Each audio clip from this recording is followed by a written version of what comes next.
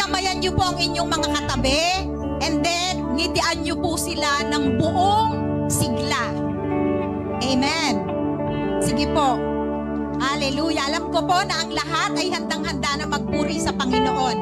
Pero before po tayo manalangin, sige po, pakinggan po natin ang sinasabi ng Panginoon sa kanyang mga salita.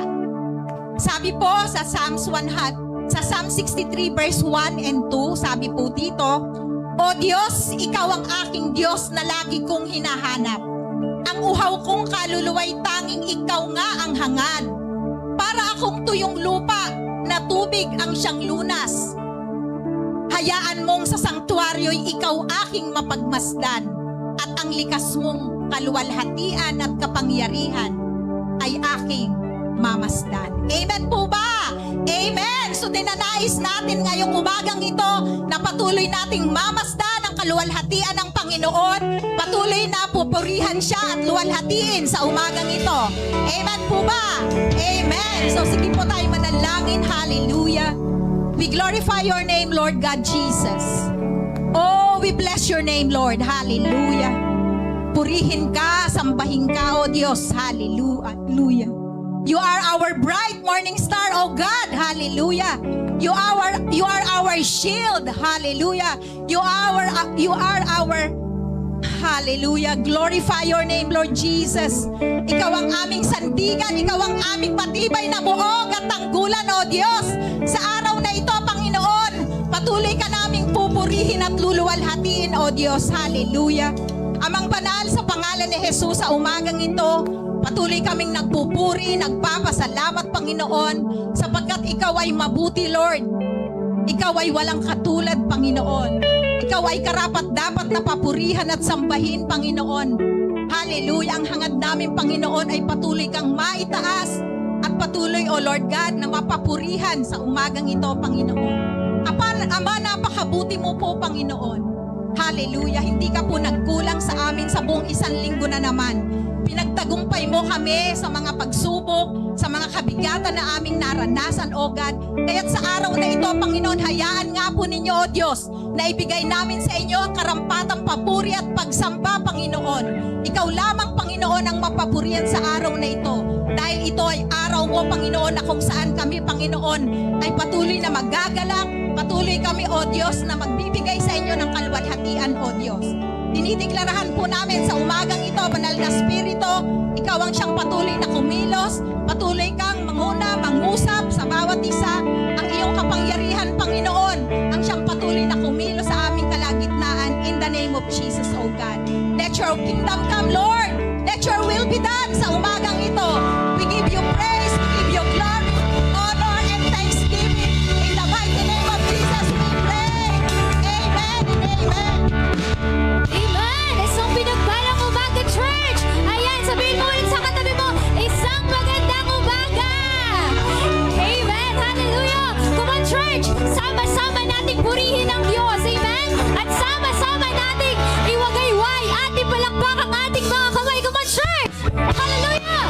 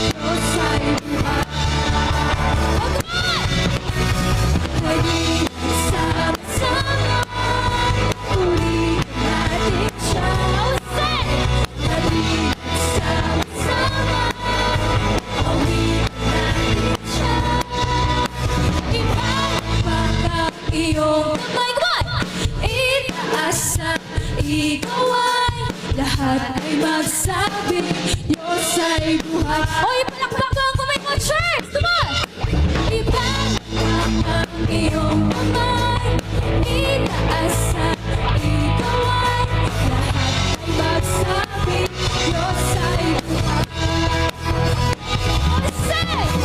Ibang ang iyong kamay, itaas at ikaw ay lahat ay magsabi, Diyos ay buhay. O, sigawin mo ulit! Lahat ay magsabi, Diyos ay buhay.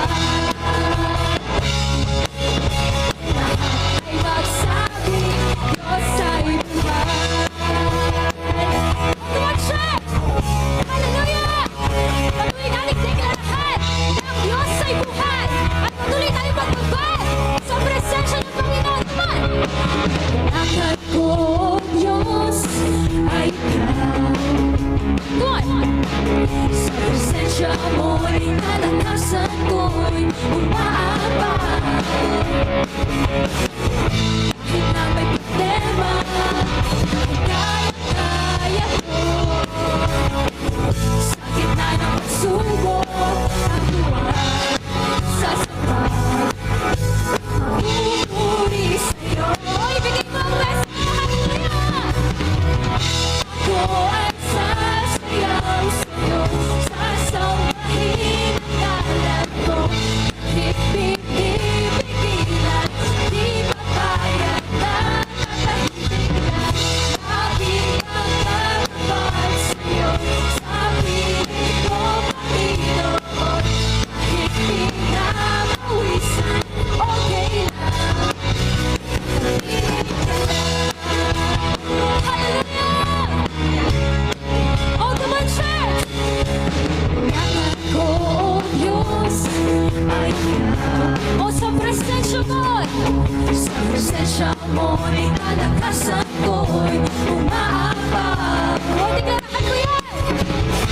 Kahit na may problema, ay kaya ko. Sa gitna ng pagsubok, ang buhay sa sapat. Pagpupuri sa'yo!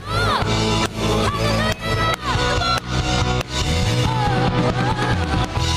Ako ay sasayaw sa'yo, sasambahin ang ngalan mo.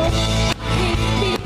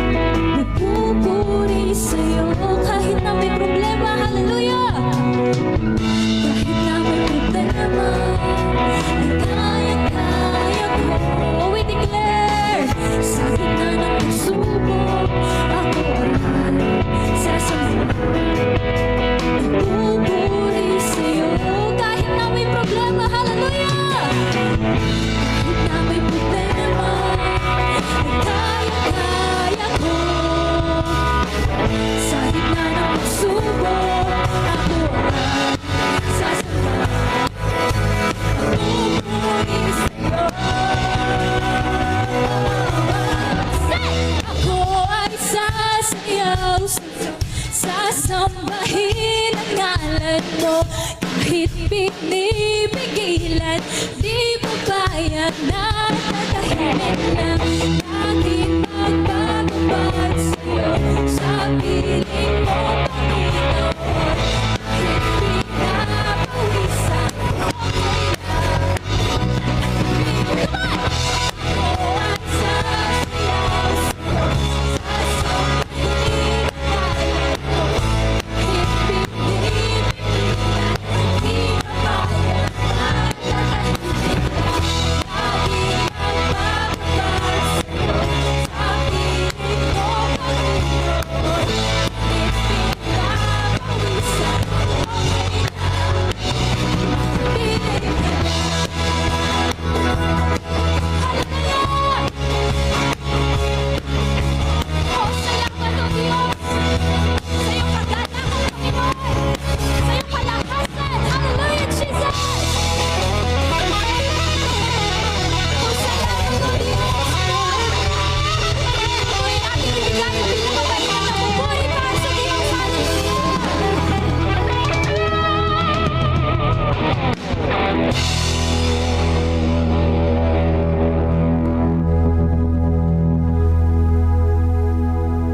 Hallelujah, Jesus.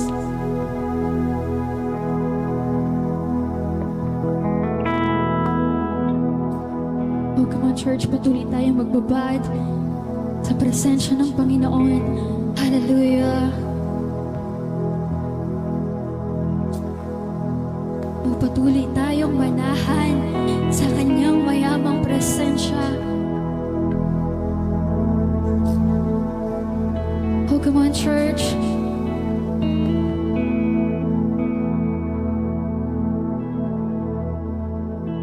Patuloy nating purihin ang Diyos. Oh, patuloy nating sambahin ang Diyos sa Espiritu at katotohanan. Hallelujah. Oh, thank you, Jesus.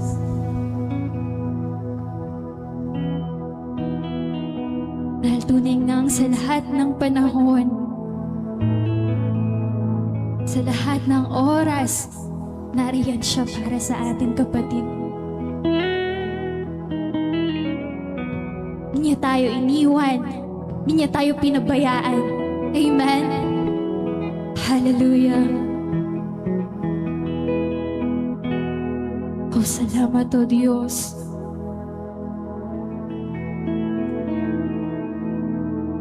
Oh, purihin ka o Diyos.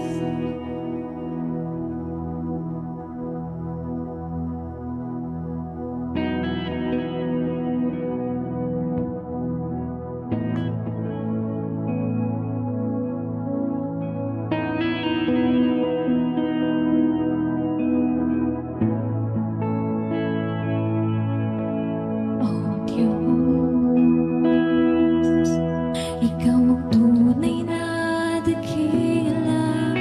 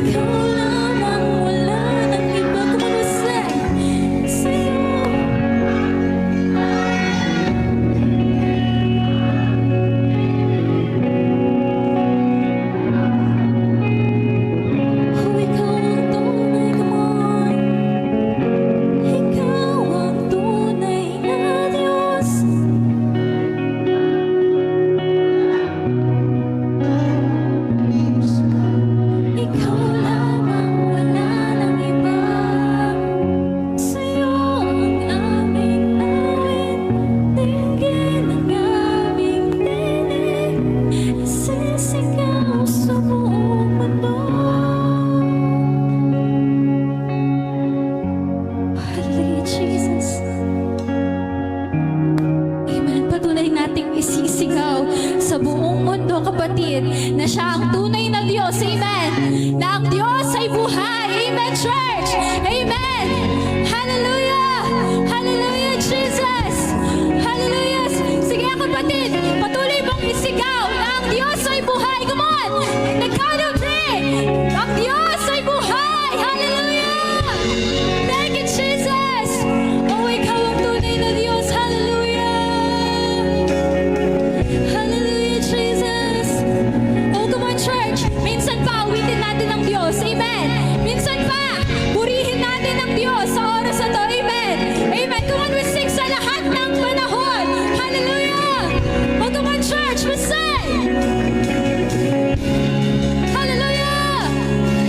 Sa lahat ng panahon, Diyos ka sa amin.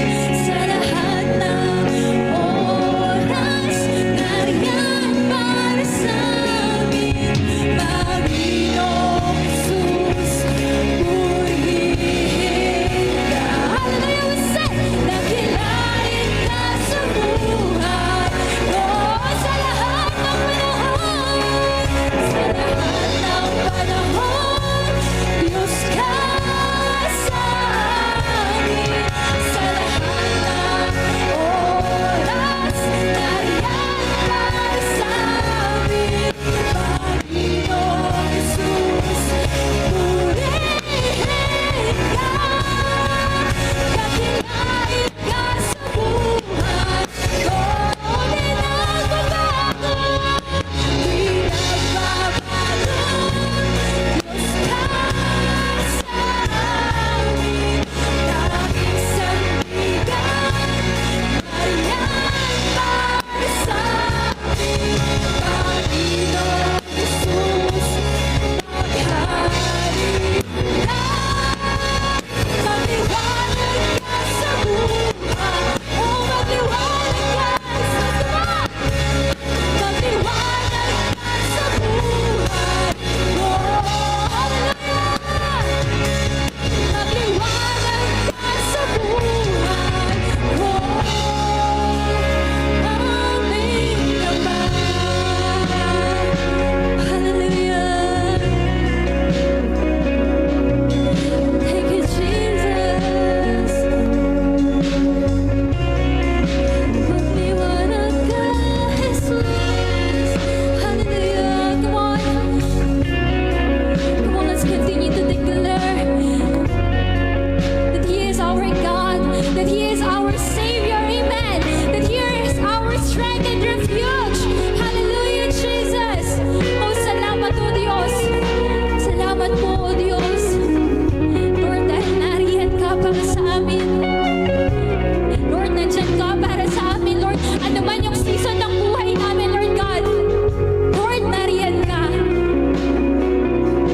Nandyan ka, hindi ka nawala, Lord. Hindi ka lumayo, Lord. Hallelujah. Come on, church. Let's continue to give God praise. Let's continue to clap our hands, to give our best clap of our praises to Jesus. Hallelujah. Oh, thank you, Jesus. Oh, patuloy namin ibabalik sa iyo ang pinakamataas sa papuri at pagsamba sa pangalan ni Jesus. Ang lahat ay magsabi na Amen, Amen.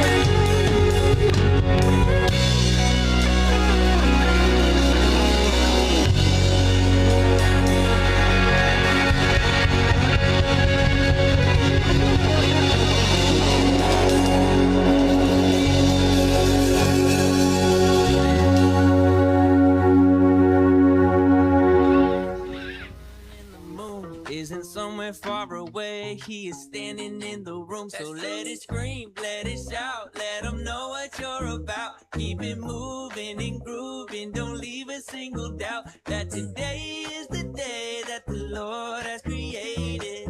Why would I sit around just waiting? Let's have a celebration. It's time to clap our hands and stomp our feet. Let's have a celebration. If you believe that Jesus set you free, it's time to celebrate.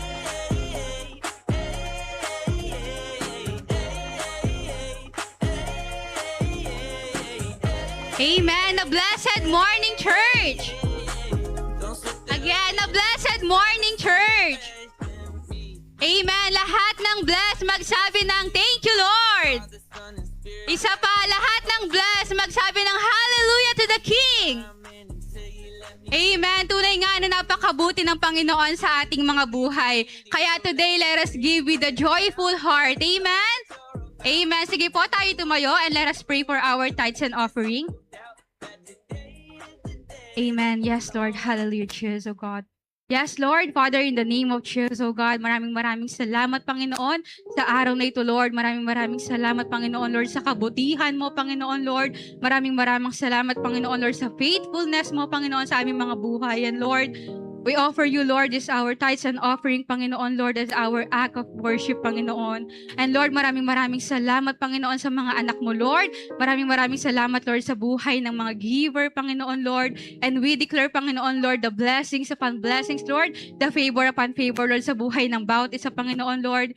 And we continue to bless, Panginoon, Lord, yung mga source of income, Panginoon, Lord. We bless, Lord, lahat ng mga businesses, Panginoon, Lord, yung mga trabaho, Panginoon, Lord, in the name of Jesus, oh God. And Lord, dinedeklarasyon namin, Panginoon, na lahat ng ito, Panginoon, ay magagamit, Lord, for your kingdom expansion, Panginoon, Lord, in the name of Jesus, oh God. Ikaw ang patuloy, Lord, na kumilos sa buhay ng bawat isa, sa pangalan ni Jesus. Amen.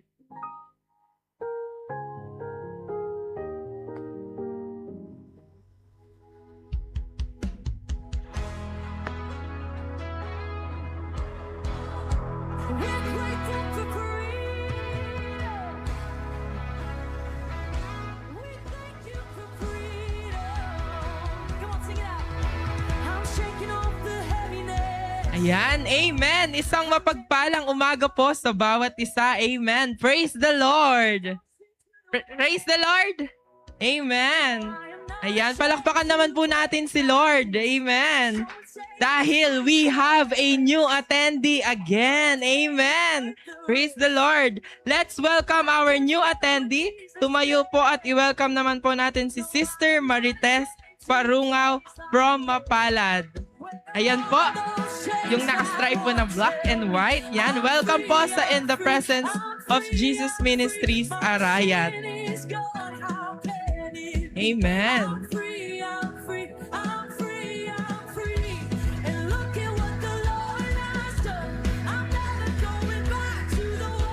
And again po, welcome po. And now, let us proceed po sa ating mga announcement. Amen. Kaya pakisabi sa katabi mo, it's announcement time. Ayan. Kaya naman po, makinig at mag-take down notes po tayo. Amen. For our first announcement to all the leaders and workers, after the main service po, maiwan po tayo. We have a meeting po. And next po, sa mga members po ng worship team, digital media at production ministry, ang continuation ng ating theory and actual training. On next week, August 9, ang call time po is 1:30 p.m.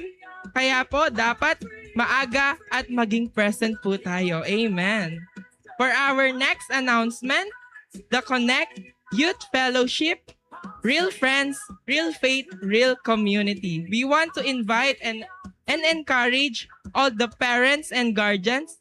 Invite po natin ang ating mga anak, pamangkin, at apo to join our Connect Youth Fellowship this August 23 at 1 p.m. Yan po.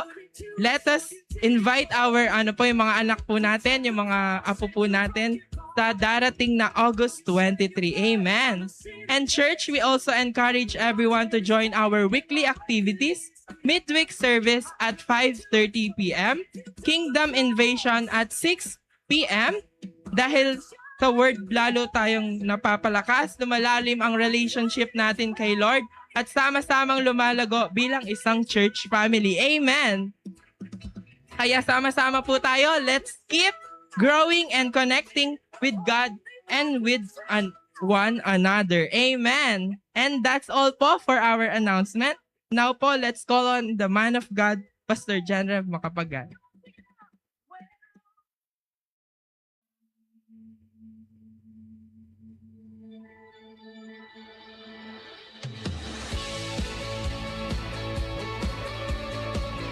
sound. Bago pala yung mic. Hindi pala napansin. Okay, praise God. Can you please tell to the person next to you, you are blessed. Tell to the person next to you, be ready. Be ready to receive. Amen. Are you ready to receive the word today? Amen. Praise God. You know, the word of God will always be a two-edged sword. Amen. Pag sinabing two-edged sword, it exhorts, ibig sabihin, nagpapalakas siya. At the same time, it rebukes, nagko-correct siya. Amen po ba? So that, because God will never be biased. Can I hear an amen? God will always make things in balance if He wants to do something in our lives. He will strengthen us. At the same time, God will also correct us if there are things that needs to be corrected in our lives. Amen po ba? Amen. Praise God. Sige po, tumayo tayong lahat. Tayo po yung manalangin bago tayo nagsimula. Hallelujah. Let's all pray. Father, in the name of Jesus, we thank you for your wisdom today.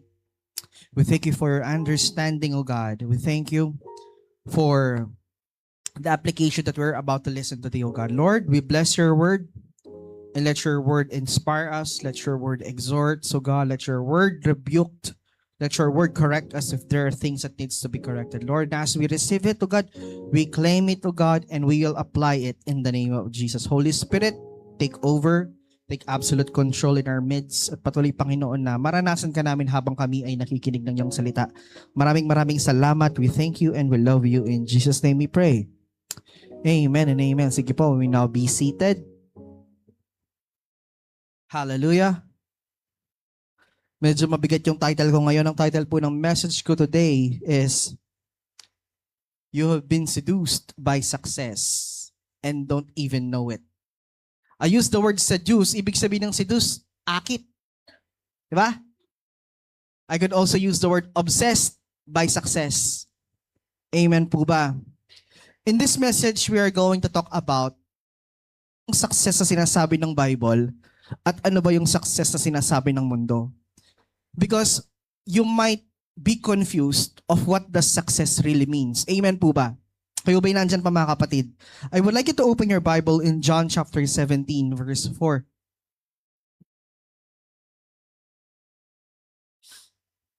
John 17 verse 4. It says, I have glorified you on the earth. I have finished the work which you have given me to do. Amen po ba?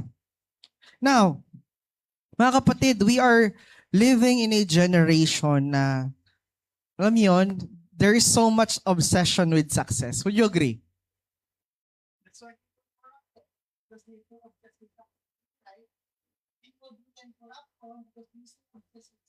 Amen po ba?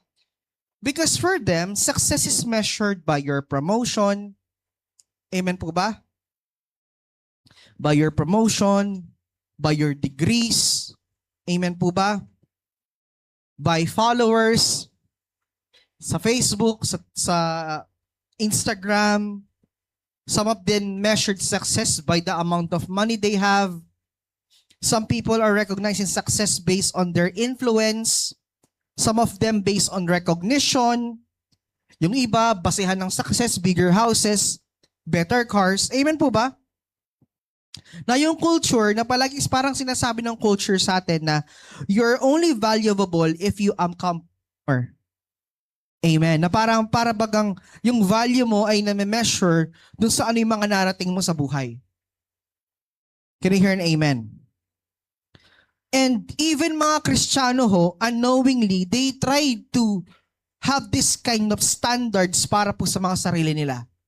No? Ano yung nangyari? Some people, they tend to compare their ministries.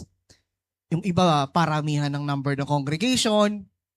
Kinukumpara ang mga negosyo, kinukumpara ang mga pamilya, kinukumpara po yung mga calling sila.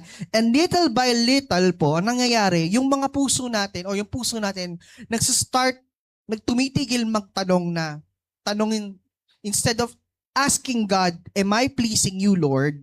We begin asking, am I successful enough? Amen po ba?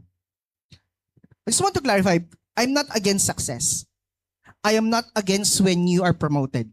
I am not against if you have good financial status. I'm not against if you have bigger houses. But my point is this. Sometimes, yun ay nagiging goal. Hello? Bilang mga Kristiyano, minsan na nagiging goal na is itong mga sinabi ko. Promotion, degrees, followers, money, influence, recognition, bigger houses, better cars. Minsan ito yung nagiging goal. Church, whatever we are experiencing in life, blessings, this is not the end game. Ano ibig sabihin ng end game? Hindi dito natatapos. Can you hear an amen? Some people might ask, sabing ganon na, Pastor, bakit akong sumusunod sa Lord? Bakit di ako binibless ng Lord? Bakit yung mga taong masasama, sila pa yung yumayaman? Have you asked that question? Pastor, masipag naman ako. Pastor, hardworking naman ako. Pastor, sumusunod naman ako sa Lord. Pero bakit hanggang ngayon hindi ako napapagpala? Bakit ngayon hindi ako nabibless? Bakit yung mga taong masasama? Sila ang yumayaman. Sila ang nagkakaroon ng financial capability to do things that they want. Bakit ako na sumusunod sa'yo? Bakit ako hindi? Let me ask you this question. Let me answer that question pala. Sorry. Tandaan po natin that blessing, it's not that instant na mahuhulog ang pera mula sa langit at mahuhulog lupa. Blessing will always have channels. Can I hear an amen? Blessing will always have channels. It's not that instant that when you pray for it, kinabukasan nalaglag yung kotse galing langit. It doesn't work that way. Are you getting me? It's not when you pray for 1 million, kinabukasan pagbukas mo yung maleta sa harapan ng garahe mo. It doesn't work that way. When God blesses people, He will use channels.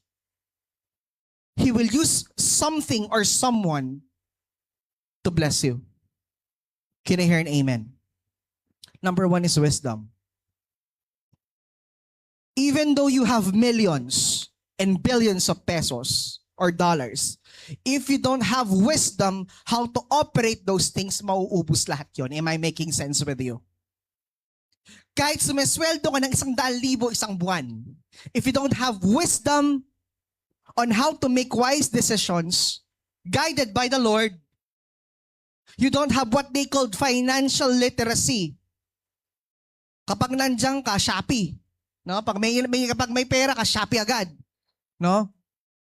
All these things, kahit anong yaman mo, kahit anong dami ng pera mo, it will come to pass. Are you getting me? That's number 1. It says in God's word, sabi nila, if any of you, in James 1:5, lacks wisdom, let him ask of God, who gives generously to all without reproach, and it will be given to him. Kaya ang sabi ng Proverbs 3:13, blessed is the one who finds wisdom and the one who gets understanding. Can I hear an amen? Why? Because before we make wise decision, it's so important that we would ask for wisdom that comes from God and allowing God's word to guide us in the choice that we are making. Amen po ba? In every career that we are doing, it always requires wisdom. Amen po ba? Sa pag-a-apply mo ng trabaho, sa paggawa mo ng desisyon, paggastos mo, and so on and so forth, God, you need wisdom. Do you think God will bless you if you don't have wisdom? Do you think God will give you what you're asking if you do not have wisdom? God will never allow His children to perish because if you don't know how to handle it, yung blessing magiging curse. Yung blessing magiging, instead of maging pagpapala siya sa'yo, magiging problema siya. Can I hear an amen? Another channel of blessing is talents and gifts. Another way that God bless us by our talents, by the gifts that we have. Amen po ba? Ang sabi yan, having gifts that differ according to the grace given to us, let us use them for the glory of the Lord. Now my question is, you are praying for something for God. The question is, are you using your gifts given by the Lord? Are you operating to the purpose that God has given you for that talent na ibinigay niya sa'yo?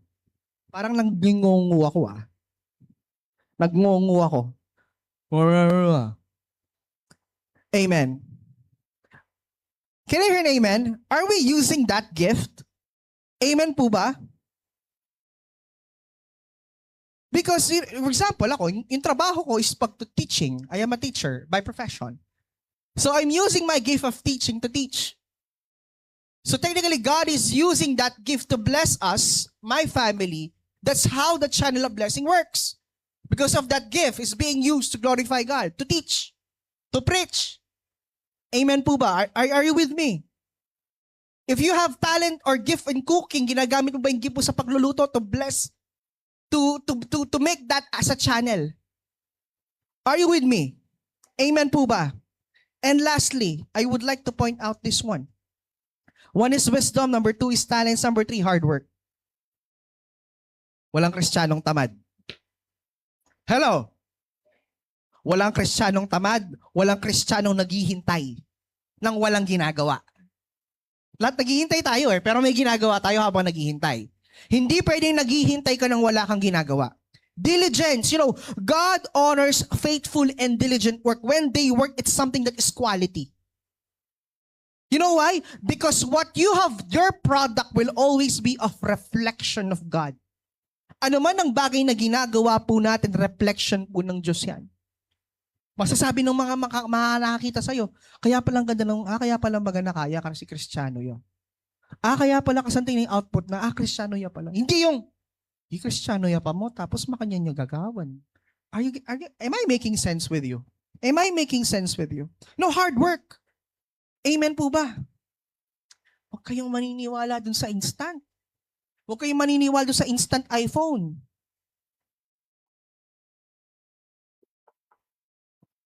May mga nakita ko sa inyo, nag-comment doon. Kala nyo. Hello, huwag kayong maniniwala sa instant. Meron man instant sa Diyos. Pero instant? Hello? Hello? Tapos na. Uwi na tayo. Nakita ko Pak, bakilalaki niya ako makanyan. Nasa 100 million comments? Nasa 100 million comments yun. Tinignan ko. Biro mo sa loob ng 100 million, nakita kita. Hindi kita in-stock, tinignan ko lang ano yung nagte-trend na post na yun. Ba't nagte-trend ng post na to? Yun pala mamimigay ng 100 iPhone 17. At doon sa 100 million na nag-comment, nakita kita. o ba't yumuyuko kayo ngayon? Hello po. Are you with me? Hard work. Everybody say hard work. Hard work. No, God blessed David because of David is hardworking. Amen? God blesses Elisha because Elisha was hardworking. Same as Moses, same as Noah. Same as the disciples. They work. Amen po ba? Kayo ba'y nandyan pa mga kapatid?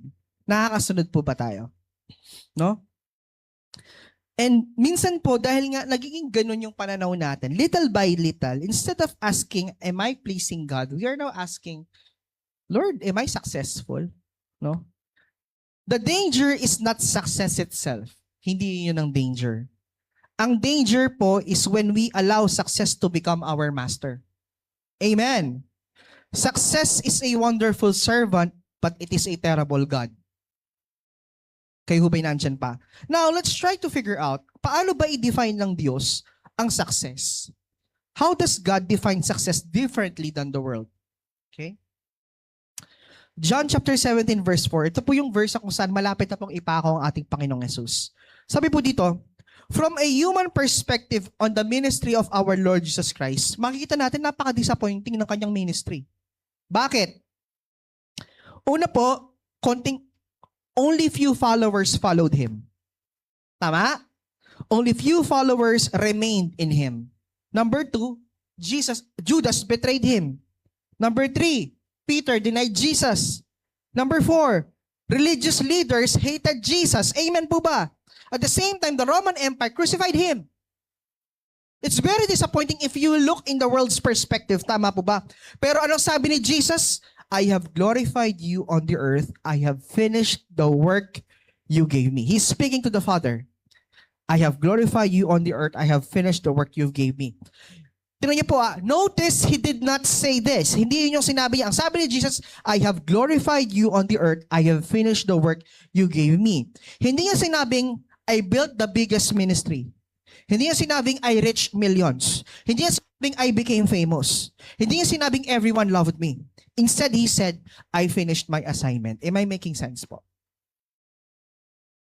Heaven's measures of success is by obedience. Amen. Not popularity, not influence, not even applause, but faithfulness to the Lord.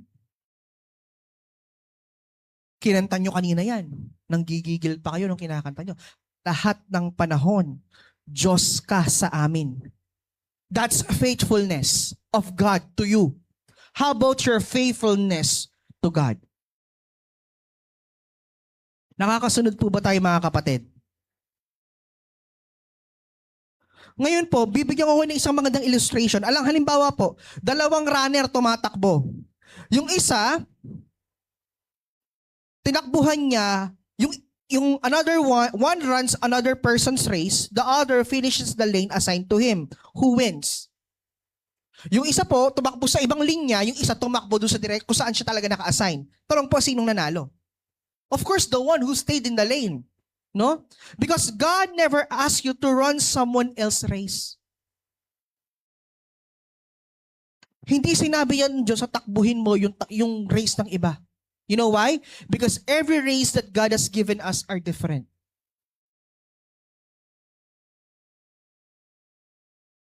Amen. Nag-vlog si ganyan, nag-vlog ka rin. Hello? I'm not against vloggers, ha? What I'm trying to say is you have to understand your calling. You have to understand what is your lane, what is your assignment. Amen po ba? Dahil nakita mo, naging successful ka sa vlogging, nag-vlog ka na rin. But the question is that God has been given you to do? Yung ba'y binigay ng Diyos para gawin? Naiintindihan niyo po ba yung ibig ko sabihin? Are you with me, mga kamagulangan? Nakakasunod po ba tayo? Ano ba ang pinagkaloob ng Diyos sa iyo ngayon na dapat ginagawa mo at ginagamit mo? Amen po ba? Kayo hubay nandyan pa mga kapatid. Be careful, dear congregation. Whatever you post in social media, you are giving them access to judge you. Ano man ang ipapost ninyo sa social media, kay comment, kay pictures, kay videos, you are giving the public to judge you. Hello? Tapos ipapost, ba't niyo po pinost? Ala po, para po sa sarili ko lang. Personal consumption. O ba't personal consumption pa mo papinost? Are you getting me? Ulitin ko po, whatever you will post in social media right now, you're giving access to public to judge you. You have to be careful on that. Kayo hubay nandyan pa mga kapatid. Now, you have to ask yourself, are you pursuing God's assignment or you are pursuing someone else's dream? Minsan po kasi dahil nga na tayong nakita at gustong gayahin, no?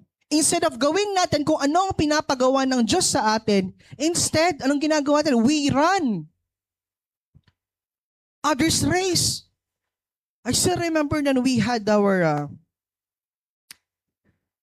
nung May 23 ho, ay nagkakita-kita kaming magkakaklase. High school. After, that was 2012, 2026. After 14 years, nagkita-kita kami. Sila nagkikita-kita, ako sobrang dalang nila akong makita. Parang nakikita lang daw nila ako sa Facebook. When we met, nung kwentuhan kami, nung nagkita-kita kami ganun, some of my classmates were so successful in life. They have this financial status very well. As in talagang makikita mo na yung definition ng worldly success, makikita mo sa kanila. At ako naman, when we had this conversation, sabi ko, oh, you're so blessed, ganito, ganyan. Isa, lumilipat ng ibang bansa. Halos every week, nasa ibang bansa siya kasi engineer siya.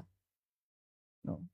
Kaya nga nung palabasan ko yun, uy, kanino Fortuner to? Sabi yan, wag mo taning sa amin yan, wala akong pambili ng Fortuner. Sabi ng mga klase ko. Kasi talagang they became successful in the definition of the world. And then, we just have this kind of talk. Then they asked me, sabi lang, Go, Rev, kumusta? Sabi ko, no? I'm fine. I'm good. Sabi ko na, I'm still doing my ministry. Kung paano nyo ako nakilala dati, nung high school ako, I'm still doing it up to date. Ganun. And then they asked me, sabi ganun, isang kaklase ko, are you happy? Sabi sa akin sa kaklase ko. Sabi ko, I couldn't use the word happy, but I could say, I have joy. No? Gigising ako ng umaga, I have peace. Gigising ako ng umaga, I have my wife who will prepare everything for me. Uuwi ako, danatan ko yung mga anak ko. Masaya ang buhay. And then, biglang nag-iba yung itsura niya. And you just realize na yung isang klase ang tagal na nagpipray ng magkaanak, di nagkakaanak. Yung isa, gusto ng kapayapaan. Alam niyo yun? Na these people are very, material things, they are so blessed about it. But there's something na meron silang hinihingi na hindi ibinibigay. So, kaya nga sabi ko, are you walking on your lane? Amen po ba? Na yung ibang tao, hinahangad yung meron sila, pero yung meron sila, hinahangad yung meron ka. Hello po? Mga kapatid, nakakasunod po ba tayo? Maaring naiinggit ka sa kapitbahay mo kasi yung kapitbahay mo may gito, ganyan. Pero di mo alam, yung kapitbahay mo na wala siya, yun yung naiinggit siya sa'yo kasi yung wala siya, yun yung meron ka. Amen po ba? Some people who have a bigger houses but they have broken homes. Hello? They have bigger houses but they have broken homes. They have family issues. Pero ang ganda ng mga bahay, ang ganda ng kotse, pero may problema sa pamilya. Are you getting me where I'm coming from? You know what? Because if you decided to stay faithful sa Panginoon, tandaan niyo po nito, kung nasaan ang Diyos, kung nasaan ang kalooban ng Diyos, palagi kapatid, doon ang pagpapala ng Diyos. Tandaan mo yan. You don't need to chase those material things. You just have to follow the Lord. Because ano ba instruction ng Lord? Do your own will? No, He said, follow me. That's what Jesus said. Am I right? Yun yung ilang beses tong sinabi ng ating Panginoong Jesus. Follow me. Sabi na, my sheep hears my voice and they follow me. Amen po. You don't need to chase anything. You just have to follow Christ. Then all these things shall be added unto you. Kayo ba'y nandyan pa mga kapatid? Point number 2. Ano po ba ang definition ng world sa success? Kaya nga sabi ko, ang definition ng world sa success, seductive. Aakiting ka niya. Amen po ba? Alam niyo po kasi pag naakit tayo ng success in a worldly definition, tendency nalulus tayo ng focus dun sa ano ba yung dapat nating gawin. Tama po ba? No? Can we go with Matthew 6:32? For after all these things, the Gentiles seek, for your heavenly Father knows that you need all these things. Romans 12:2. Can we go with that? Romans 12:2. And do not be conformed to this world, but be transformed by what? The renewing of your mind, that you may prove what is that good and acceptable and perfect to God. Alam niyo po, yung world, yung mundo ngayon, paano niyo tayo dinidisciple? Paano niyo tayo kinukuha? Kinukuha tayo ng mundo by means of social media, right? Number 1. Number 2 is by means of television. Number 3, advertisement. Ano pa? Celebrity culture. Ano yung celebrity culture? Diba? Paano nahuhook ang tao sa celebrity culture? Isang TikTok dance craze lang, buong mundo gagawin. Gumaganon? Yung ding-dong? Di ba? Ano pa? Career competition.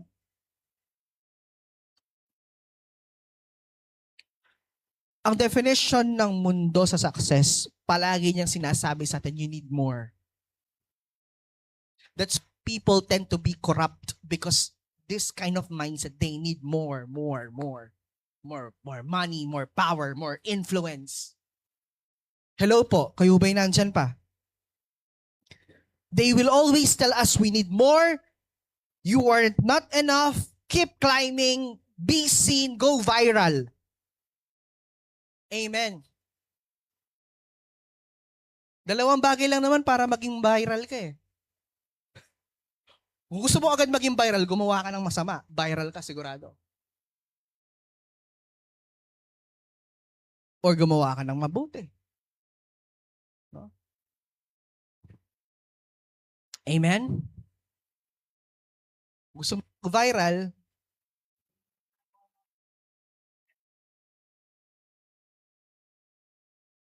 sa amin na kulong. School namin, 12 na yung ating tao. Hindi namin sila ganun eh. Pag ko pa sila ito, 12 na natin tao, gusto mo mag-number 10. Hello. People want to go viral. They always ask for more. Amen. And without realizing it, success becomes their identity. Ano po ba yung simptomas na nasa-seduce tayo ng success? Number 1, yung patuloy nyo pong kino-compare yung sarili mo sa iba. How you will know if you had been seduced by success, by the worldly success? Number 1 po, if you compare constantly. Someone buys a new house, now you feel small. Someone gets promoted, now you feel behind. Comparison still gratitude. Alam niyo po, when you are always comparing, it steals the joy that you have. Kapag palagi mo kinukumpara ang sarili mo sa ibang tao, inaalisan mo ng joy yung sarili mo. Kasi kinukumpara mo ng kinukumpara. Instead of makita mo yung blessing na ibigay ng Diyos, instead of ma-enjoy mo yung blessing ng binigay ng Diyos, dahil patuloy mo kinukumpara ang sarili mo, inaalisan mo ng kaligayahan, ng kagalakan yung sarili mo because you keep comparing yourself with other people. Comparison steals your joy. Amen po ba? Ito pa, no? You compare yourself. Pangalawang symptoms that you've been seduced by success. Number 2, rest makes you feel guilty. Na kapag nagpahinga ka, parang guilty na pero hindi ka pwede magpahinga. Lalo na po sa mga tatay. Mga tatay, magpahinga po tayo. Na kapag hindi kapag nagpahinga ka, parang kasalanan magpahinga, ano? Parang nagigilty ka pag nagpapahinga ka. You can't even enjoy your vacation. You can't stop working kasi feeling mo na pag-iiwanan ka. Hello po? You always feel behind. Alam niyo po, hindi diligence yun. Tandaan niyo po, if kapag guide sa pagpapahinga mo, nakakaramdam ka ng guilty, that's not hard work na. That's slavery. Can you please tell to the person next to you, pakisabi sa tuyo mo, rest. Daddy, magpainawa ka din. Rest. Enjoy your rest day. Amen. And also for those who are working moms here, rest. Hindi mo kailangan makipag-unahan. Sabi nga ng kanta ng Bini, ang buhay ay hindi karera. Di po pabilisan to. Ang question nito, sinong makakatapos ng race? Hindi pa unahan. Hello po. You rest. If you need to rest, if you need to stop, stop. If you feel tired, rest. Amen. Number 3 po, you only feel valuable when producing. Ibig sabihin po na nakakaramdam ka lang ng value sa sarili mo pag may nagagawa ka. Pag wala kang nagagawa, feeling mo wala kang na-accomplish. If you're not accomplishing, you feel worthless. So kapag wala kang nagawa, hindi mo na-meet yung quota mo ngayong araw na to, feeling mo ang bigat-bigat. Kapatid, you had been seduced by success. Yung feeling mo kapag hindi mo naabot yung quota mo ngayong araw na to, para bang kakalan sa Diyos. Hello po? Pero gusto ko pong maintindihan po natin na ang value natin ay hindi po nakikita sa kung ano yung nagawa mo. Ang value po natin ay nakabase sa Panginoong Jesus. Hindi po sa productivity natin. Kayo ba'y nandyan pa mga kapatid? Our value is not based on our accomplishments. Our value is based on what Jesus did on the cross. Kayo ba'y nandyan pa mga kapatid? 4. No? Isa po sa mga natawag doon, we could say that you are seduced by success. Number 4 po is you secretly need people's approval. Ayan, gusto mo palagi kang na-approve. Gusto mo pag na-post ka palagi, gusto mo may like. Hello. Gusto mo yung pinost mo, sineshare. Gusto mo yung pinopost mo, mag-viral. Yung kapag hindi umabot ng 100 na puso, galit ka. Sira araw mo. No? Some people want likes. Some people want compliments. Gusto pag may ginawa, gusto agad binabate. Gusto agad kinocongratulate. Pag may nagawa, ano pa? Gusto palagi na-recognize. Pag may ginawa sila, kumuha na. Hindi mo papansinin yung ginawa ko. May mga ganon. Gusto nyo yung ginawa ko, yung mga papansinan. May mga ganon. Compliments, recognitions, without them, you feel empty. Na kapag hindi ka na-recognize, pag hindi ni-like yung ginawa mo, pag hindi ka kinompliment, feeling mo, you're empty. Parang feeling mo napakawalang kwenta ng buhay mo. If you're like that, those are symptoms of success. So you're been seduced by success. So evaluate mo yung sarili mo. Ginawa ko ba yung isa sa mga yon? Hello po. Kayo ba'y nandyan pa? Nakakasunod po ba tayo mga kapatid? Kasi alam nyo, sobra dapat maging malinis ito. Tama po ba? It's so important that it should be clarified in our midst na hindi ito yung gusto nang gawin na natin. Yung Diyos eh. Hindi ito eh. Alam niyo po ba, ano man ho yung natatanggap natin ngayon na pagpapala, bunga ho yan ng pagsunod natin sa Panginoon. Hindi po yan dahil ito yung laki or liit ng ginawa mo.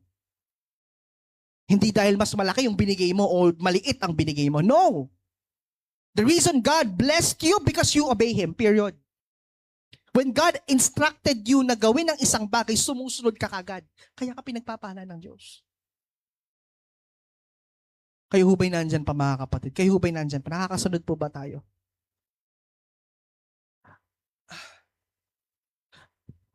Ang pagpapala ng Diyos ay hindi nakabase sa sitwasyon mo. Amen? Not because you don't have anything, it means God will not bless you. No. God is blessing us because we obey. Now, nakita natin doon yung how does the success seducts us, the world's definition. Ngayon, let's go with the world's definition of success. Let's go with make pleasing God your greatest ambition. Ito yung goal. Is to please the Lord every single day ng buhay natin. Amen. 2 Corinthians 5:9. Can we open that? So we make it our goal to please Him, whether we are at home, in the body, or what? Away from it. Sabi po ni Paul, we make it our aim to be well-pleasing to Him. Not pleasing people, not pleasing culture, not pleasing ourselves, but what? Pleasing God. Amen. Bakit po? Because one day, we won't stand before Facebook. One day, we won't stand before our employer. One day, we won't stand before our followers. One day, we'll stand before Christ. Dating ang araw, kapag sa call it white seat judgment. White seat judgment, haharap ka sa Panginoon. Hindi ka haharap sa Facebook account mo, kapatid. Hindi ka haharap sa employer mo, sa boss mo. Hindi ka haharap sa mga followers mo sa Facebook, 14,000. 14,000 followers, higit ka eh. Oh. Di ba? You won't stand before your followers. Tita Eileen, you won't stand before your followers. One day you will stand in front of Christ. Because why? What is the end game? Ano yung success sinasabi ng Bible? Matthew 25 says the greatest reward is what? Well done. Is that well done, successful servant? No. The greatest success, it's well done, good and faithful servant. Hindi niya sinabing, well done, successful servant. Hindi yun ang sabi niya. Well done, my good and faithful servant. That is the real success. Masabi mo, yung masabi sa iyo ng Lord, ng Panginoon, ng Diyos. Well done, my good and faithful servant. Amen. Wag tayong mag-busy, mag-build ng sarili nating kaharian dito. Dahil ang kaharian natin dito, ang kahariang i-build mo dito, the empire that you will build here is just temporary. When you die, you will all leave them behind. Hindi mo naman madadala sa langit yan. Amen po ba? Kayo ba'y nandyan pa? Start pursuing God. And start din nating i-calibrate yung mindset natin na ito yung dapat nating ginagawa instead ito. Kayo ba'y nandyan pa mga kapatid? Nakakasunod po ba tayo? Kung makita po natin, isang magandang halimbawa po ito. Noah preached over 100 years, only his family entered the ark. But today's standards, his ministry looked unsuccessful, but God called him righteous. Because faithfulness matters more than visible results. Naniniwala po ba kayo na ang katapatan ay mas visible pa kaysa sa mga nakikita ng mata? Mas mahalaga ang katapatan kaysa sa mga bagay na nakikita ng mata. No? Look at what the disciples did when they preached the gospel. Up to this present time, we are benefiting sa gospel na dala-dala nila.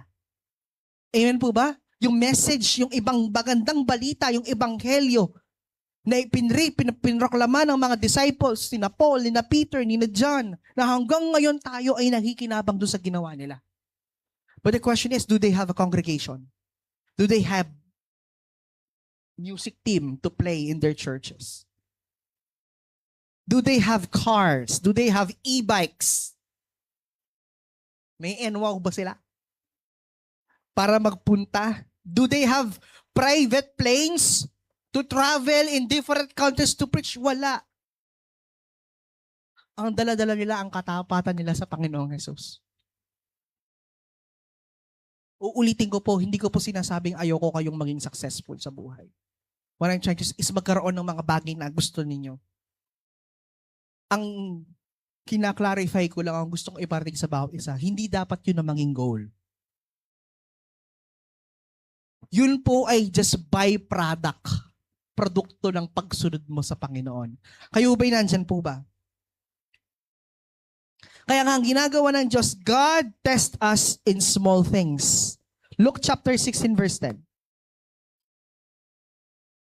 Whoever can be trusted with very little can also be trusted with much. And whoever is dishonest with very little will also be dishonest with much. Amen. You desire something more, but you cannot be trusted to something that is little. Nagde-demand ka ng mas marami, pero yung meron ka ngayon, hindi ka mapagkatiwalaan. Amen po ba? Kayo ba nandyan pa? Marami po sa atin gusto ng platform. Pero napakakunti ng gustong maghanda. Alam niyo po ba, God watches us how we handled our small responsibilities. How we obey even though na walang nakakakita. Yung pagsunod mo, yung paglilingkod mo, yung serbisyo na binibigay mo na kahit walang nakakakita, ginagawa po natin. Isang magandang halimbawa po dito, si Haring David. Before David became famous, he was faithful. Before Joseph came to the palace, he served in prison. Naglingkod. Moses spent 40 years in the wilderness. Jesus spent 30 years preparing for the 3 years of ministry. Marami sa atin gusto agad ng platform pero ayaw naghahanda, ayaw nagpe-prepare, ayaw nag-ready. Amen. So before you ask God for something, ask yourself, are you ready? Minsan hindi yung dapat tinatanong mo sa Panginoon eh. Yung, Lord, bigyan mo ako nito, bigyan mo ako. Tanong mo muna sa sarili mo kung handa ka na bang meron magkaganon. Before you pray for it, ask God if you're ready. Amen? Amen? bago ka manalangin na magkaroon ng sasakyan, tanongin mo muna sa sarili mo kung handa ka bang magkaroon ng sasakyan. Dahil ang pagkakaroon ng sasakyan ay hindi natatapos sa pagmamaneho. Hindi natatapos sa pagpapark. May maintenance yan. At kung nakita ng Diyos hindi mo kayang i-maintain yung sasakyan na ibibigay niya sa'yo, ba't niya pa ibibigay? Am I making sense po? Ang sasakyan pini-PMS. Every 5,000 or 10,000 sine-change oil. Every 40,000 pinapalitan mo yung mga krudo sa loob niyan. Sine-check mo yung shock. Malabuting kang anak pag may sasakyan ka. And then you're praying for God, Lord, gusto ko magkasasakyan. Tanong, are you ready for it?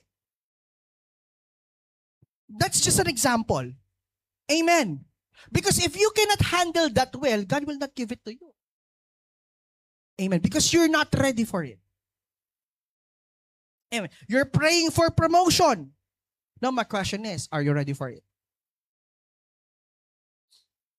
Handa ka bang ma-promote? Kapag na-promote ka, tandaan niyo po to, the more na napopromote ka, mas bumibigat ang trabaho, hindi gumagaan. Amen. Kung may plumber, merong master plumber, yung master plumber, dapat mas magaling doon sa plumber. Ale. Tama po? Kung meron pong foreman, dapat mas magaling yung engineer doon sa foreman. Pero minsan, baligtad po. Mas magaling yung foreman. It happens. Totoo to, lalo na yung mga experienced foreman na nag-aral sila ng engineering pero hindi lang sila nakagraduate at hindi sila nakapag-board exam. Pero meron akong makikita, meron akong kilala, ang galing na foreman. Pero hindi siya engineer. Mas magaling pa siya mag-calculate doon sa engineer. Hindi dapat ganun. If you're aspiring for something, kapatid, kailangan the more tumataas ang ranggo mo, bigat ng trabaho, hindi dumadali. Now, my question is, when you're praying for promotion, you're not just after for the salary. Are you ready for the work? Are you ready to be faithful again to the promotion that is allotted to you? Hello po.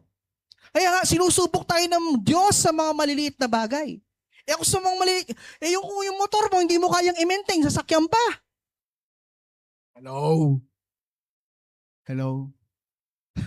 Tumatawa kayo. Basta rin wala akong motor, e-bike ako. Am I making sense? Nakakasunod ba tayo? No, kung makikita po natin ating Panginoon, so spend 30 years. 30 years siya naghanda before the 3 years of His ministry. Now, let's try to ask ourselves, can God trust me with little? Because little things prepare us for greater things. Naniniwala po ba tayo doon? Although it's a cliche that big things comes from small packages. Amen po ba? Every biggest dream starts with a single step. Amen. Point number 5. Pursue a quiet life. No? 1 Thessalonians chapter 4, verse 11. That you will also aspire to lead a quiet life, to mind your own business, and to work with your own hands, as we commanded you. Ang sabi ni Pablo, make it your ambition to lead a quiet life. No, medyo napaka-weird nun. Quiet life ang gusto. No? Ang sinasabi po kasi ng world, be louder, make your own platform, make your name known. Kailangan makilala ka. Kailangan sumikat ka. Diba? Maging tanyag ka. Yan ang gusto ng mundo eh. But this is what God says. Live quietly. Alam niyo po ba? A quiet life is not a boring life. Hello? A quiet life is not boring life. Ano po ba ang quiet life? It is peaceful. That's number 1. It is spirit-led. There is contentment. At the same time, it is fruitful. Ano yung sinabi kanina? Don't mind your own business. Gusto niyo po ba ng payapang buhay? Huwag yung pakialaman yun, hindi niyo dapat pakialaman. Hello? Nakakasunod po ba tayo? Kung di mo problema, huwag mong poproblemahin. Amen. Amen. Kapag may nagkukwento sa'yo, huwag mong, ay, anak kong ikeburing abalo yan. Kasi eke business yan. Hindi yung kapag may kinento sa'yo, talaga? Bakit talaga? Makantaya? When was the last time that when someone tells something about against other people, doon sinabi natin na, ay, Sister Alime, let's change the topic na mo. Uy, kitang, sige, tuloy mo, kita mo. Kita ka lang makaramdam. Ha? Ganun ba tayo? Amen?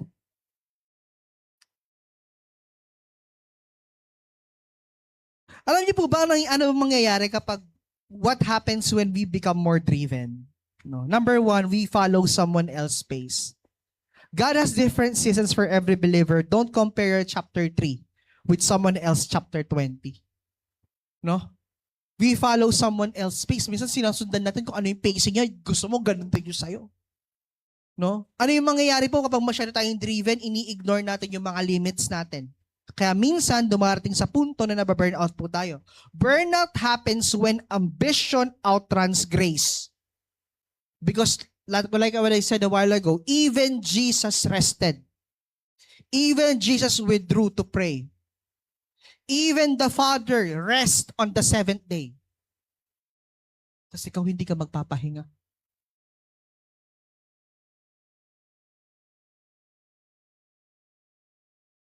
Because there are things, because ito gusto ko i-highlight to.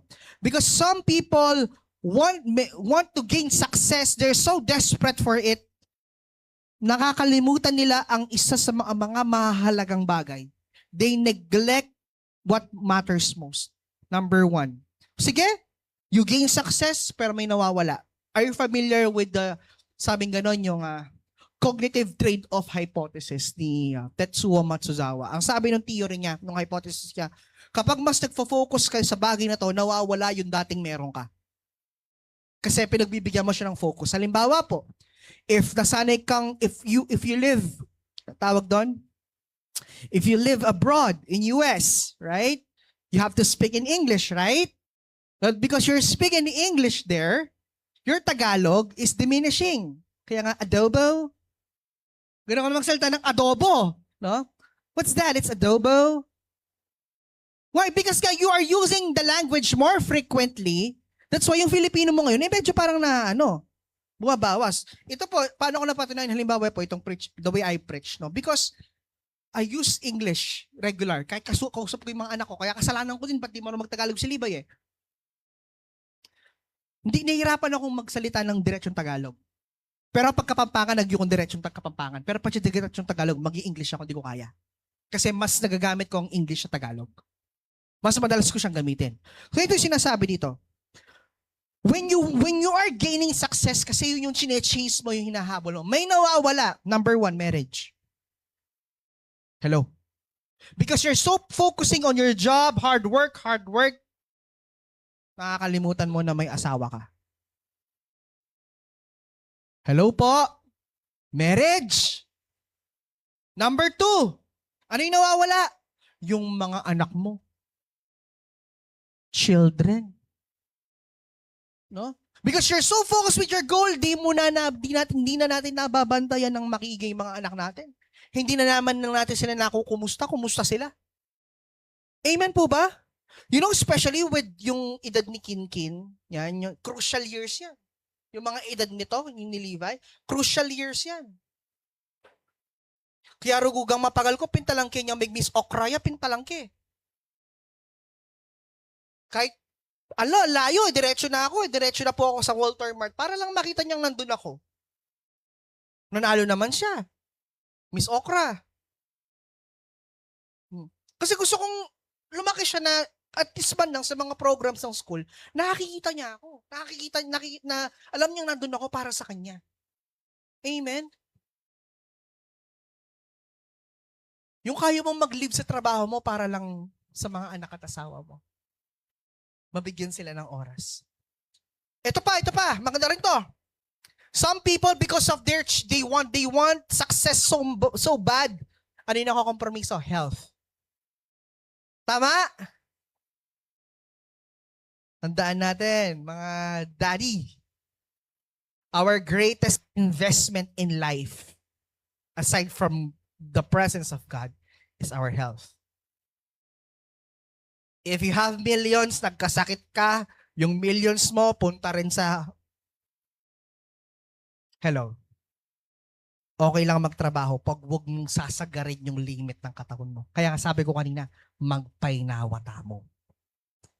If you felt something, may nararamdaman ka na medyo weird, rest.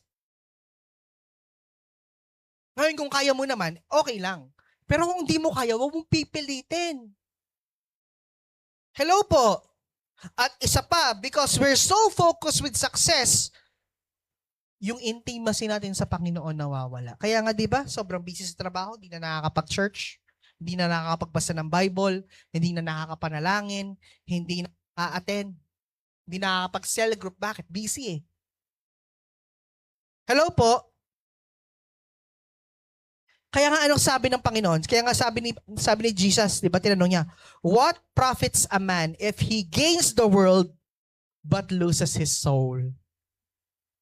'Di ba? Sinabi ni Jesus 'yon? Okay, sige. Nakuha mo ang yaman ng mundo, pero ano nangyari sa kaluluwa mo? Kaya nga mga kapatid, ito na yung malapit na po akong matapos. No? Enjoy the life God has given you. Can you please say the word enjoy? Ecclesiastes chapter 5 verse 18 to 19. Can we show that? Here is what I have seen. It is good and fitting for one to eat and drink, and to enjoy the good of all his labor, in which he toils under the sun all the days of his life, which God gives him, for it is his heritage. Enjoy. God commands us enjoyment. Many believers think holiness means constant pressure. No. God delights in His children enjoying His gifts.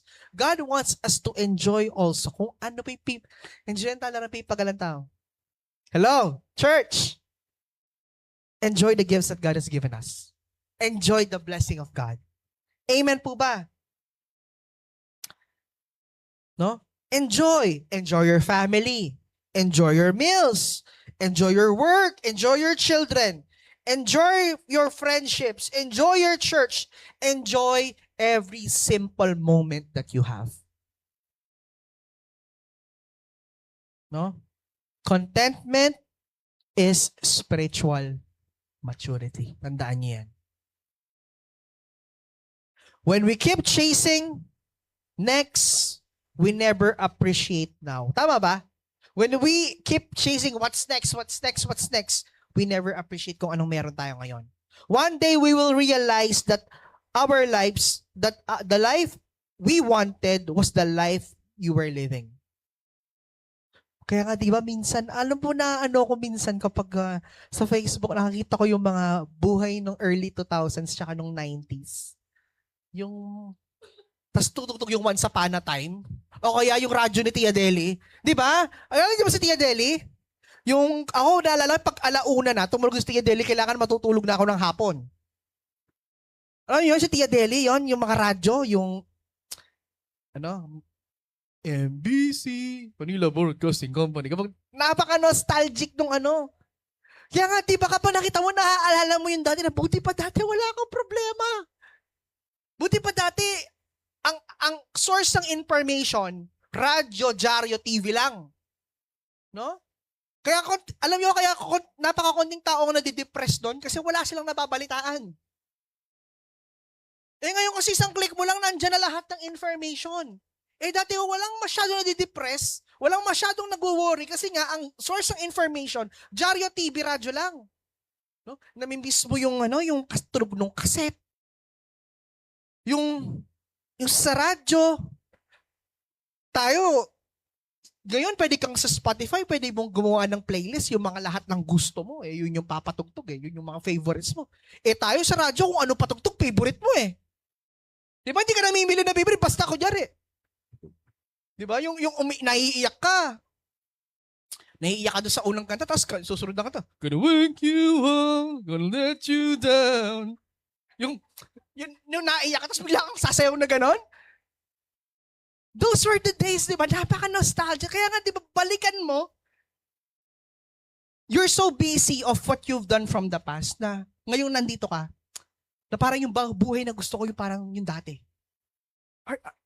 Hello? Di ba? Ngayon, parang ako ipapipiliin ako. Parang mas gusto ko yung simple. There's contentment. Now, because we're so focused of chasing and chasing and chasing, ngayon na kapag nagkaroon ka ng time para mag-backtrack, no? Parang you could say to yourself, Lord, that's the life that I want. Kapayapaan, yung kakain ka, lalabas ka lang, kahit anong kunin mo. May pagkain eh. Takaking gulo, balayo, timpamangan. Ali, itatakong ko taman, ugakya mo eh, kitang bukid. Oo. Manguhuli siya ng palaka. Yun yung ulam namin. Pipirituhin niya. Medyo mahirap lang kapag sinabawan. Kanya may tugak. Sebawan niya. At ang apayabitis. Yung pirito, masarap ang piritong palaka, di ba? Parang manok. Pero yung palakang kapag sinabawan ng tinola, kanya na may tugak. Nanoy, ini. Yung tinola, naalala ko yun. Kasi nga, wala eh. Kaya, yung punta ka lang sa likod, may talbos ng kamote, may gabi, no? May talong, mabubuhay ka, kasi bili ka ng toyo, solve ka na. Kaya kasi Kuya Sam, nagka-UTI kakatuyo niya nun eh. Bata siya. Those were the days, and I'm not asking for, I'm not saying na, oh, okay. Pero nakita mo yung buhay before. Diba? Yung mga bata kami. Lalaro lang. No? Pagdating ng alas 5, dapat nasa loob na ng bahay. No? Walang masyadong bullying na nangyayari dati. Kasi walang access sa information eh. Hello po mga kapatid. That's the danger. No? That's kaya nga sinasabi, the danger when we always keep chasing something. We forgot to live what we have now. Kaya nga po minsan, ito, sabi ko nun, nakita ko yung mga pictures niya ng baby. Sabi ko, ang bilis. Bala kapilan pa mong na parang kailan lang hawak mo ngayon. Ang likot. No? Yung isa, kay June 5 pinanganak ngayon. Ang laki na. Diba? Sooner or later lang, metong niya naman magulo. Those were, kaya nga, kapag hindi mo, when you keep chasing, you miss. Kaya rugo, ito parents na, hanggang rugo mapagal kaming misawa o pabat king obra, kahuli me, we make time to play with the kids. Hindi yung pag magpahinga mo, mo ko pa, kaysa mo, napagal ko. No? Spend time with your children. Kasi you miss mo yung paglaki nila. Kahit teenager pa yan. Kahit sabihin mong ano pa yan, when we went home, after we work, after we do our businesses, no, nagsara ka ng tindahan, nagnenegosyo ka sa pag-uwi mo, spend time with your family. Kasi yung date na August 2, 2026 will just come once. Tomorrow it will never be August 2, 2026 because tomorrow is August 3. Hello po. Ang August 2, 2026, 11:47 happens today. Mamaya 11:48 na. Hindi na pwedeng bumalik yung 11:47. Hello po. Kayo ba'y nandyan pa? Lastly, amen. Conclusion na po ako. Imagine arriving in heaven. Jesus won't ask you this. How many followers did you have? He won't ask, how much money did you make? He won't ask, how famous did you become? He will ask, did you love me? Did you obey me? Did you finish the work I gave you? Kapatid, that is the true success. The greatest tragedy is not failing in the eyes of the world. The greatest tragedy is succeeding at what God never called you to do. So let's try to exchange the world's applause for God's approval. Kalimutan natin yung palakpak ng mundo. Let's go with approval. Let us trade comparison for contentment. Let us choose faithfulness over fame. At masabi natin yung testimony ng kamukha sa ating Panginoon na, Father, I have glorified you on the earth. I have finished the work you have gave me to do. Amen. Did we learn something today? Amen. Sige po, tumayo tayong lahat.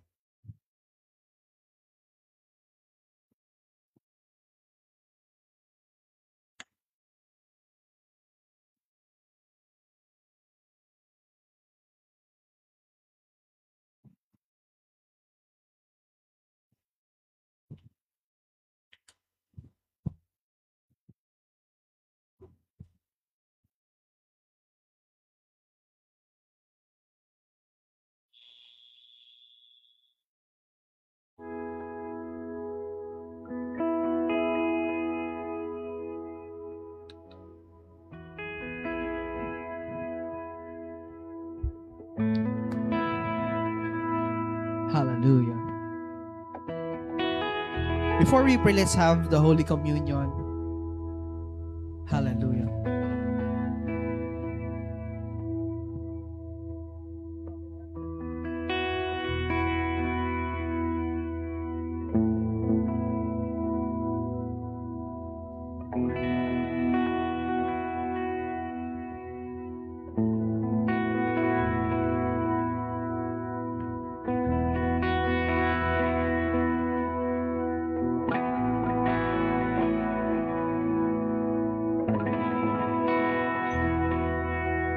Let's praise the Lord. Let's sing to the Lord.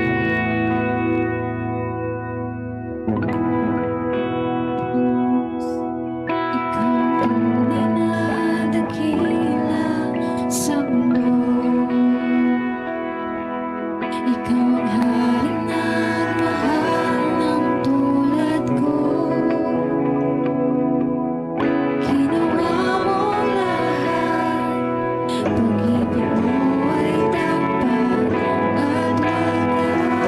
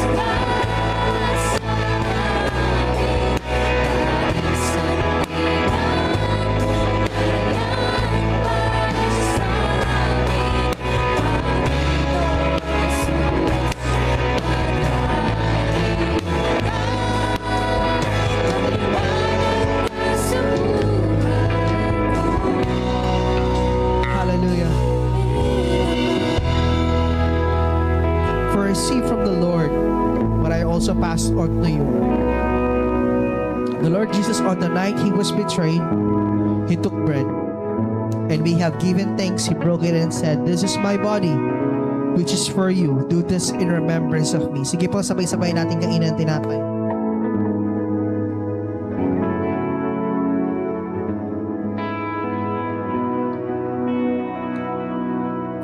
Tayo po yung manalangin. Father, in the name of Jesus, we thank you for that bread that we have eaten. We thank you, God, sa ginawa ng aming Panginoong Hesus sa krus ng Kalbaryo na nabayubay sa krus nabayubay, Panginoon, sa krus. Salamat, Panginoon, sa kagalingan na aming natanggap sa pamamagitan ng kanyang katawan na naialay sa krus ng Kalbaryo. Salamat, Panginoon, sa kanyang mga latay at sugat kami nagsigaling. Salamat, Panginoon, for the reconciliation. We thank you for the restoration that we have received because of the body of our Lord Jesus Christ. Maraming salamat. Hallelujah. Sabi po dito, in the same way after supper, he took the cup saying, "This cup is the new covenant in my blood. Do this whenever you drink it in remembrance of me. For whenever you eat this bread and drink the cup, you proclaim the Lord's death until He comes." Sige po, sabay-sabay natin ito.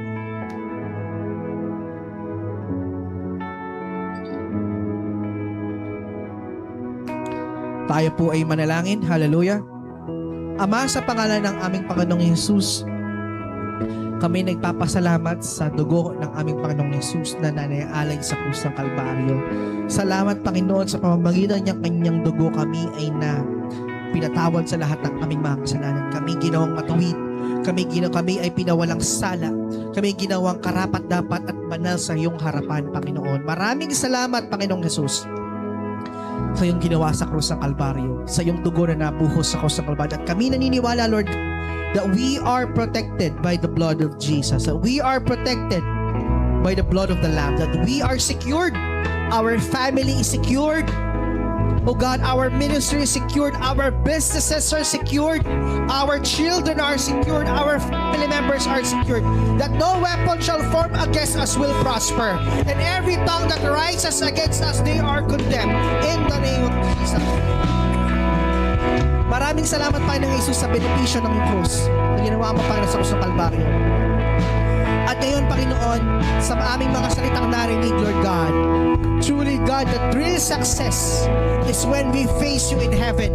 Real success when we heard and say you said, "Well done, my good and faithful servant." Real success happens when we remain faithful. Real success happens when we stay in our lane. Real success, oh God, when we focus in your and do your will and do our assignment, pagkat every single day ng aming mga buhay, Panginoon. Maraming salamat, Panginoong Hesus, sa iyong ginawa para sa amin. Binabalik namin sa iyo ang pinakamataas sa papuri at salamat sa pangalan ng aming Panginoong Hesus.